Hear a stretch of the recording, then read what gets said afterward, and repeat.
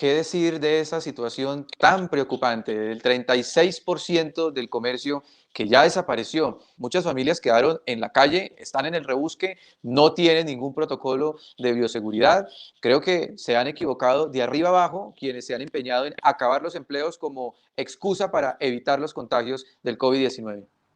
Pues hemos visto cómo desafortunadamente se marchita ese tejido empresarial, cómo tantos empresarios han tenido que cerrar sus negocios y tantos empleos se han perdido a causa de las medidas que se vienen tomando para sortear la situación de la pandemia. La sacan con la mejor intención, pero muchas veces los efectos han sido funestos e inclusive muchas veces no han tenido el beneficio que querían tuviesen. Me refiero pues a actividades que además de no prevenir los contagios, han tenido pues un efecto de destrucción del tejido empresarial y de tantas personas que desafortunadamente han tenido que cerrar sus negocios y dar por terminados miles y miles de contratos de trabajo de empleados formales que hoy están en la informalidad, como bien lo decía hace usted un minutico, al rebusque.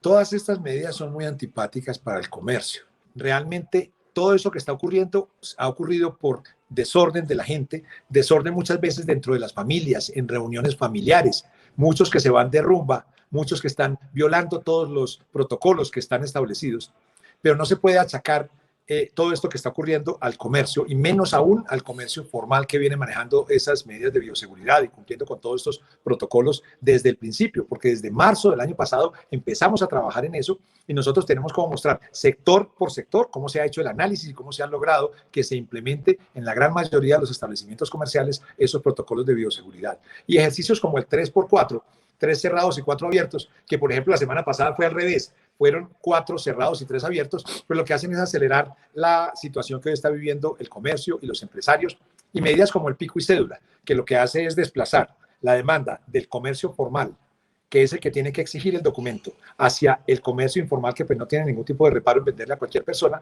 pues no tiene ninguna razón de ser y genera una afectación aún más grande. En los próximos días vamos a tener 3 fines de semana seguidos de paros, de marchas. El paro del 28 de abril, el paro de los taxistas y el Día del Trabajo. Pasar de una cuarentena y llegar a una serie de marchas, ¿de qué manera va a perjudicar? ¿Qué estrategias se pueden implementar? ¿Qué han pensado para decirle al gobierno distrital que no se afecte más al comercio? Primero que todo, hemos visto que en las marchas normalmente hay grandes aglomeraciones y obviamente esto hace que el riesgo de contagio sea mucho mayor.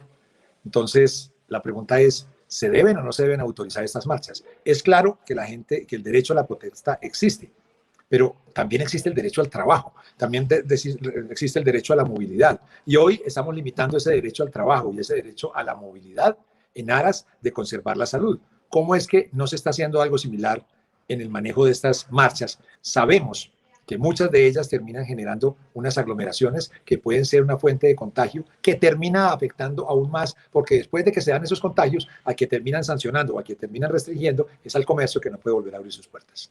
En enero, por ejemplo, cuando se dieron los cierres, los comerciantes estaban en los rines. Podría decir hoy que ni rines tienen ya la situación de los comerciantes es paupérrima en muchas de las ocasiones. Vimos cómo al principio algunos comerciantes de pronto más débiles tuvieron que cerrar rápidamente y otros lograron sobrevivir, pero vemos cómo cada vez son menos los que sobreviven. Y por eso también levantamos las dos manos cuando se habla de reforma tributaria, porque pues no es oportuno hablar de una reforma tributaria en este momento. No le podemos pedir a un comerciante que tiene que cerrar su establecimiento desde el jueves hasta el domingo, hasta el lunes por la mañana, que no tiene con qué recoger, no tiene con qué pagar la nómina, no tiene con qué pagar los servicios ni el arriendo, que ahora se le va a incrementar el impuesto de alguna manera, o al público en general con los IVA y otras cosas. Sí sabemos que hay que hacer temas en reformas tributarias, pero este no es el momento. Cuando hay flujo, cuando la gente está funcionando, cuando la economía está activa, nos sigue pareciendo muy antipático cualquier tema que tenga que ver con tributos, pero pues es manejable. Pero en este instante es no al lugar.